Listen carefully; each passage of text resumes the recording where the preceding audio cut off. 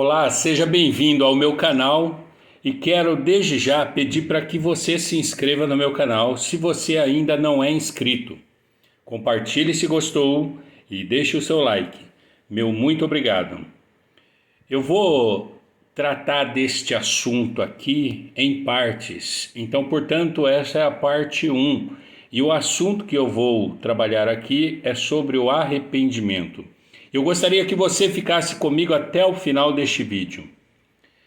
Cada pessoa tem suas próprias experiências, sejam elas experiências positivas ou negativas. Eu não sei quais são os seus problemas, mas saiba que existe alguém que conhece cada detalhe da tua vida. E esse alguém se chama Jesus Cristo. Se você se dispôs a assistir esse vídeo, é porque ele quer falar com você. E é Jesus quem te chama ao arrependimento através do Espírito Santo. No dia a dia nós praticamos tantas coisas que às vezes nem percebemos o impacto que isso pode nos causar na nossa vida e na vida de outros. Algumas vezes fazemos de modo inconsciente, outras vezes fazemos de modo consciente e deliberado.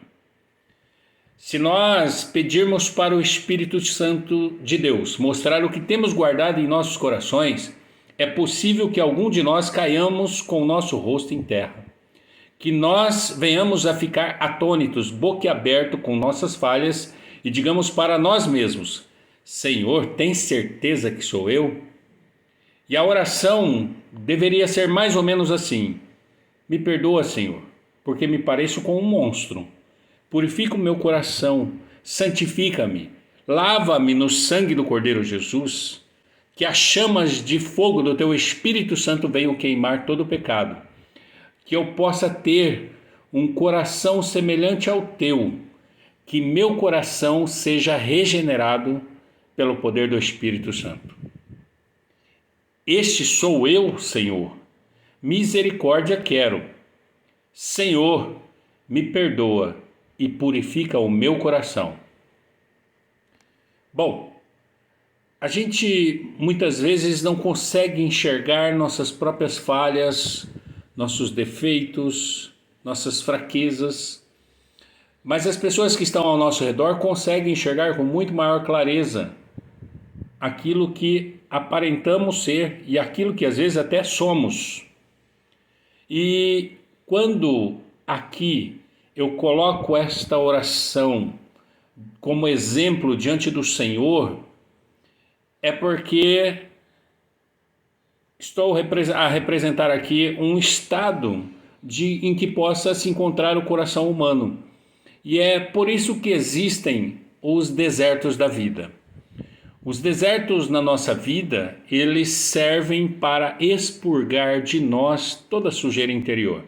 Sujeira que às vezes nós não vemos, nós nem nos damos conta de que somos assim, de que transparecemos isso, de que fazemos tais coisas.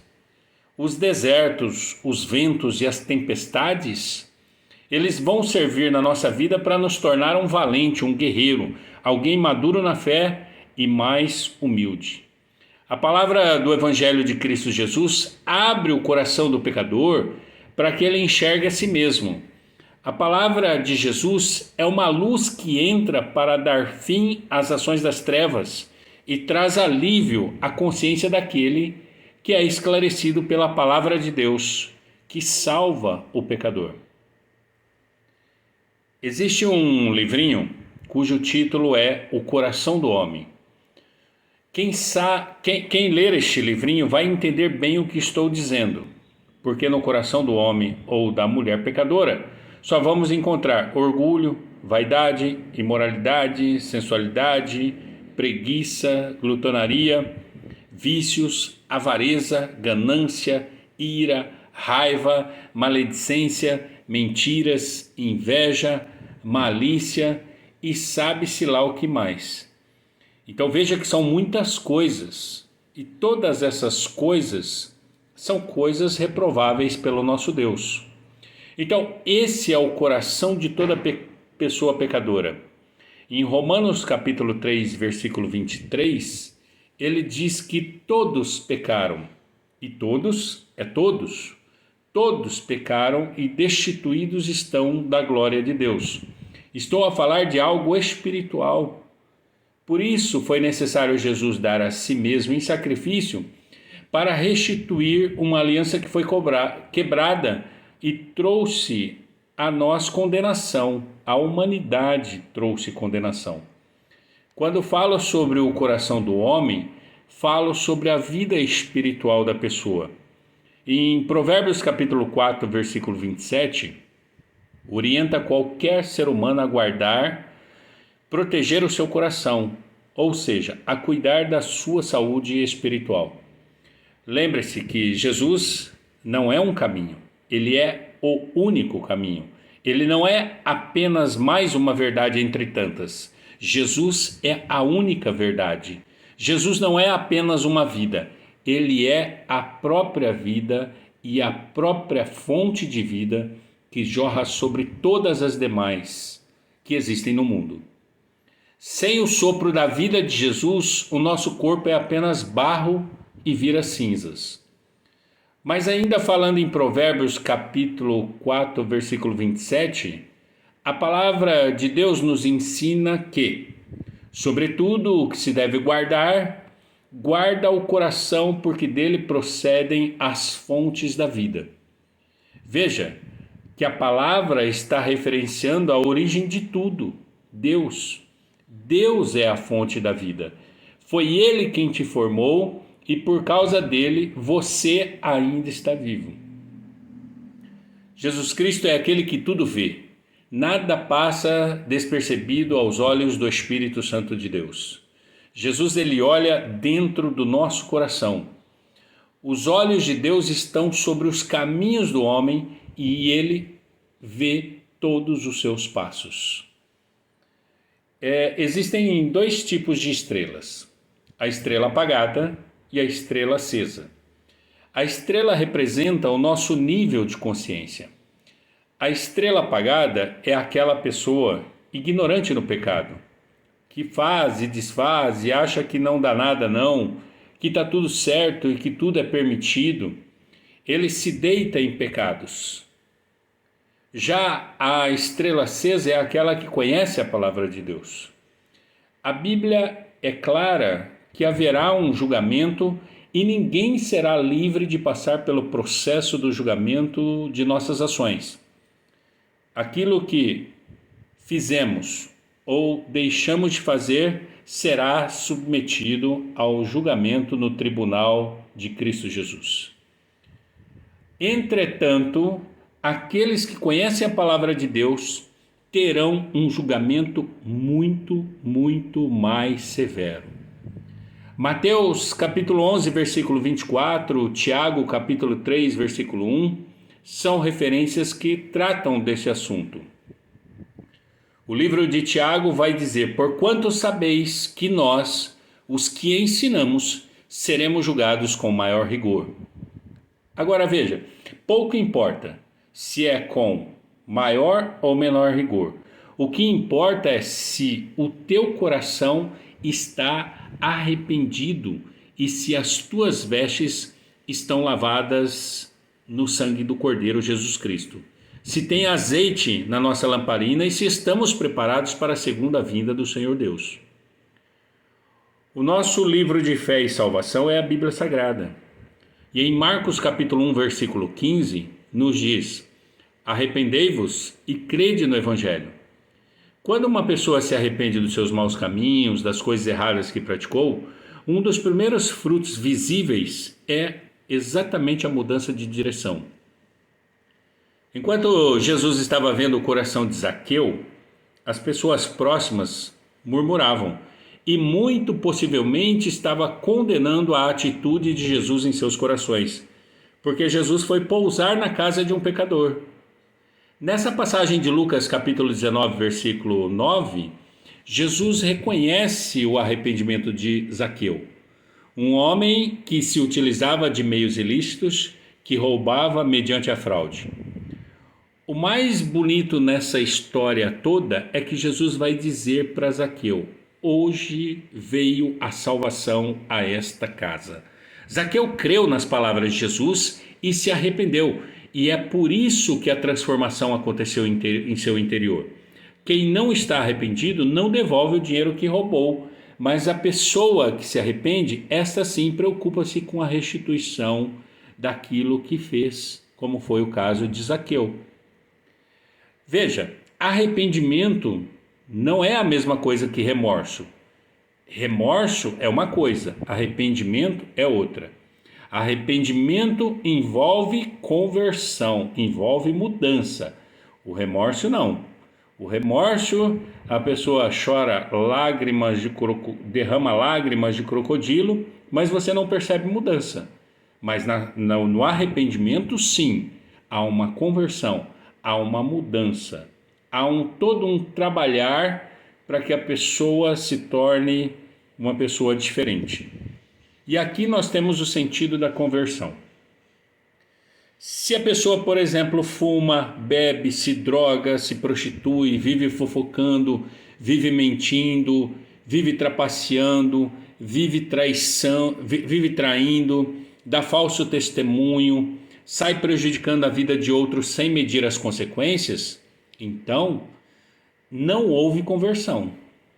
A fé e a religião dessa pessoa é vã para o cristianismo, porque não teve arrependimento, muito menos conversão.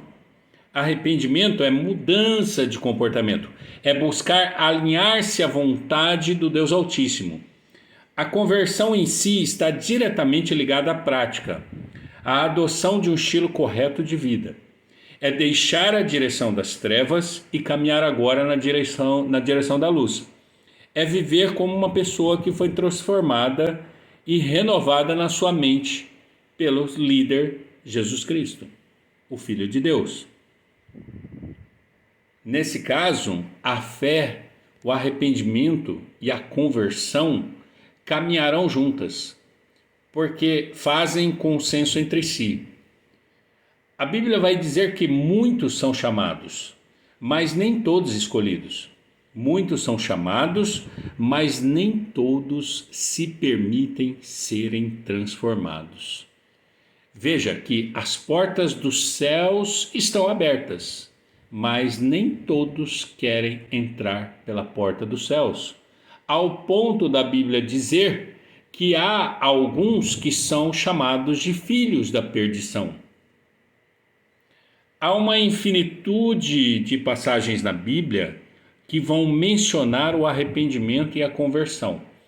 Veja que em Jeremias capítulo 18, versículo 11, chama a atenção dizendo: convertei-vos, pois agora cada um do seu mau proceder, e emendai os vossos caminhos e as vossas ações.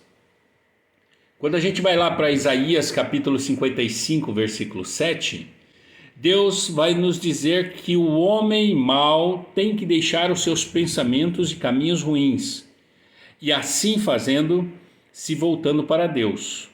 Deus irá se compadecer dele, porque Deus é rico em perdoar. Mas observe que a capacidade de perdoar de Deus só se manifesta na completude de dois verbos: deixar e se converter, que é o arrepender-se. Do contrário, a salvação não entra, não chega à sua casa. Pense, por que apenas um dos ladrões crucificados ao lado de Jesus recebeu a salvação? Por que apenas um pôde entrar no céu? A oportunidade estava disponível para os dois. E para reforçar isso, no livro de Mateus capítulo 18, versículo 3, vai mencionar o seguinte: em verdade vos digo que, se não vos converterdes e não vos tornardes como crianças, de modo algum entrarei no reino dos céus. E em Atos capítulo 3, 19, diz: arrependei-vos, pois, e convertei-vos para serem cancelados os vossos pecados. Para serem cancelados os vossos pecados. Ele diz: convertei-vos para serem cancelados os vossos pecados. Tornar-se como uma criança fala de pureza, de ingenuidade, inocência, fala de estar limpo, pois a sua consciência não os condena. Então, arrepender envolve você não mais praticar as velhas práticas que te condenavam. Isso vale tanto para quem está dentro de uma igreja ou que esteja fora de igreja. Agora, a pessoa que decididamente, de modo consciente, opta por não acreditar nessas palavras, a Bíblia, em Marcos capítulo 16, versículo 16, também fala sobre quem não acredita. E ela chama tais pessoas que não acreditam na palavra de Deus de louco, de nécio, além de dizer que quem não crê já está condenado. Então veja a importância de acreditar, veja a importância de arrepender. Então, eu concluo essa primeira parte dizendo que existem aqueles que acreditam em Jesus, mas o desprezam. Também existem aqueles que não acreditam. E também existem aqueles que acreditam, mas optam pelo caminho da desobediência ou da rebeldia. Qualquer um dos três, independente de acreditar ou de não acreditar, ou de acreditar e desobedecer, qualquer um dos três nos levaria a uma condenação eterna. E ser condenado eternamente é estar separado de Deus.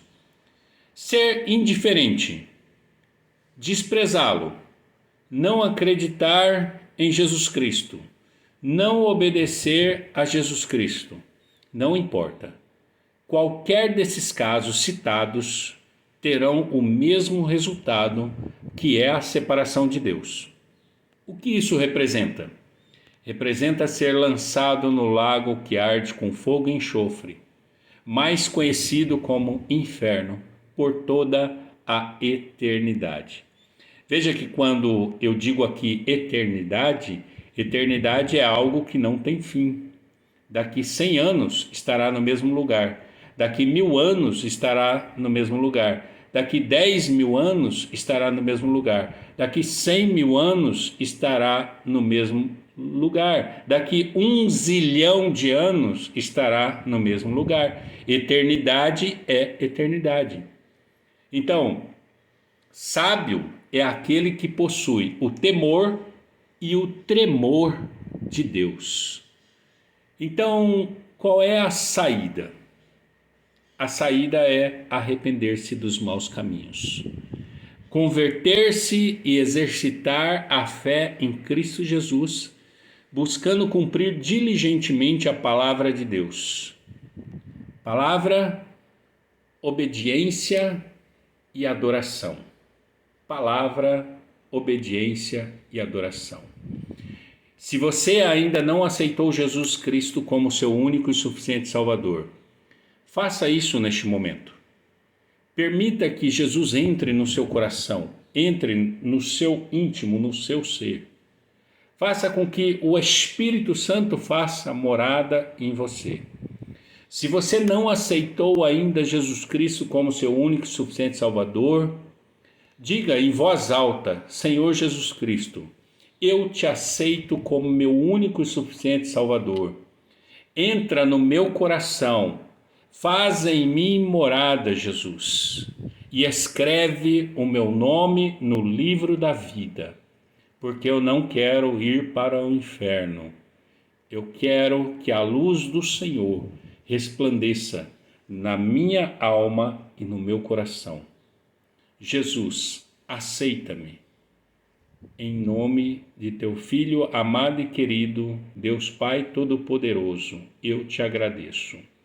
Em nome de Jesus. Amém. No próximo vídeo, queridos, eu vou falar um pouquinho mais, dando continuidade a este assunto. E eu espero você lá. Desde já eu lanço aqui meu muito obrigado por ter assistido até o fim este vídeo e não deixe de se inscrever, de compartilhar e de curtir esse trabalho. É importante que você compartilhe, é importante que você se inscreva no meu canal e comente para que o algoritmo dê relevância e te notifique dos próximos vídeos. Um abraço e sucesso!